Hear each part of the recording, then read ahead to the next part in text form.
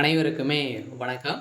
சற்று முன் கிடைத்திருக்கக்கூடிய ஒரு மிக மிக முக்கியமான செய்தி ஒன்று வெளியாகி உள்ளது. சற்று முன் உச்சநீதிமன்றம் தீர்ப்பால் கைதாகும் எடப்பாடி நேரடி காட்சி இது மாதிரி பார்த்தீங்கன்னா செய்திகள் வெளியாயிருக்கு. இப்போ அதிரடியாக பார்த்தீங்கன்னா 2026 தேர்தலுக்காக ஸ்வயராம பார்த்தீங்கன்னா அனைத்து பெரிய கட்சிகளும் பார்த்தீங்கன்னா அங்கங்கே நிறைய மாநாடுகள் நடத்தி பிரச்சாரத்தில் ஈடுபட்டு வந்திருக்காங்க. இதன் அடிப்படையில் தான் எடப்பாடி பழனிசாமி அவர்களும் பார்த்தீங்கன்னா நிறைய ஊர்களுக்கு சென்று நிறைய பிரச்சாரங்கள் ஈடுபட்டு சென்று வந்திருக்காரு. இதன் அடிப்படையில் ஒரு கூட்டத்தை கூட்டும்போது பார்த்தீங்கன்னா நம்மளுடைய உயிரை காப்பாற்றுவதற்காக 108 என்ற ஒரு வாகனம் பார்த்தீங்கன்னா இருக்கு இல்லையா. அவசரத்திற்காக பார்த்தீங்கன்னா அந்த கூட்டத்தில் நுழைந்த 2 ஆம்புலன்ஸ்கள் வெளியிடாமல் பார்த்தீங்கன்னா ஒரு கண்ட மாதிரி பார்த்தீங்கன்னா அவர் பேசியிருக்கக்கூடிய நிலையில் தான் மக்கள் இவர் மீது பார்த்தீங்கன்னா வழக்குப்பதிவு செஞ்சுருக்காங்க. இந்த வழக்குப்பதிவின் அடிப்படையில் தான் இப்போ உச்சநீதிமன்றம் தீர்ப்பால் இப்போ எடப்பாடி பழனிசாமி அவர்கள் பார்த்தீங்கன்னா கைது செய்யப்பட்டிருக்காரு. இதை பற்றி இந்த வீடியோவில் நம்ம முழுமையாக பார்க்கலாம். அதுக்கு முன்னாடி நம்ம சேனலுக்கு இப்போ தான் நீங்கள் முதல் முறையாக வந்திருக்கீங்க அப்படின்னா மறக்காமல் நம்மளுடைய சேனலை சப்ஸ்கிரைப் பண்ணி சப்போர்ட் பண்ணுங்கள். வாங்க வீடியோக்குள்ளே போகலாம்.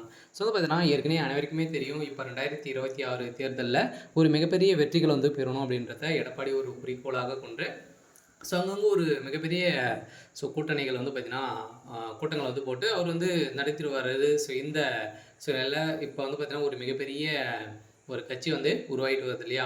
பார்த்தீங்கன்னா தமிழக வெற்றி கழகத்திலும் பார்த்தீங்கன்னா இப்போ ஒரு மிகப்பெரிய மாநாடு நடந்துச்சு. அதே மாதிரி பிரச்சாரத்திலும் இப்போ திமுகவும் அதிமுகவும் பார்த்தீங்கன்னா அங்கங்கே அனைத்து ஊர்களுக்கும் சென்று மாவட்டமாக சென்று பார்த்தீங்கன்னா ஒரு பிரச்சாரத்தில் ஈடுபட்டு வந்திருக்காங்க. இந்த பிரச்சாரத்தில் ஈடுபட்டும் போது தான் பார்த்தீங்கன்னா எடப்பாடி பழனிசாமி பார்த்தீங்கன்னா எங்கு சென்றாலுமே அவருடைய கூட்டத்தில் ஆம்புலன்ஸ் நுழையக்கூடிய விதத்தில் திமுக ஈடுபட்டு வருது அப்படின்ற மாதிரி பார்த்தீங்கன்னா இவர் நிறைய குற்றச்சாட்டுகள் பார்த்தீங்கன்னா அவர் நிறைய வாய்கள் விட்டுட்டு இருக்கக்கூடிய நிலையில் தான் இப்போ திமுக பார்த்தீங்கன்னா அதிரடியாக மக்களை உயிரை காப்பாற்றுவதற்காக எந்த ஒரு கூட்டமாக இருந்தாலுமே பார்த்தீங்கன்னா வெளியிடக்கூடிய நிலையில் தான் இருக்க வேண்டும் அப்படின்ற உச்சநீதிமன்றம் தீர்ப்பால் இப்போ அதிரடியாக எடப்பாடி பழனிசாமி அவர்களுக்கு 2 நாட்களுக்கு பார்த்தீங்கன்னா கைது செய்யப்பட்டிருக்காங்க. இந்த கைதின் அடிப்படையில் தான் இப்போ அதிமுக தொண்டர்கள் பார்த்தீங்கன்னா அதிரடியாக ஒரு பெரும் அதிர்ச்சியில் இருந்து வராங்க.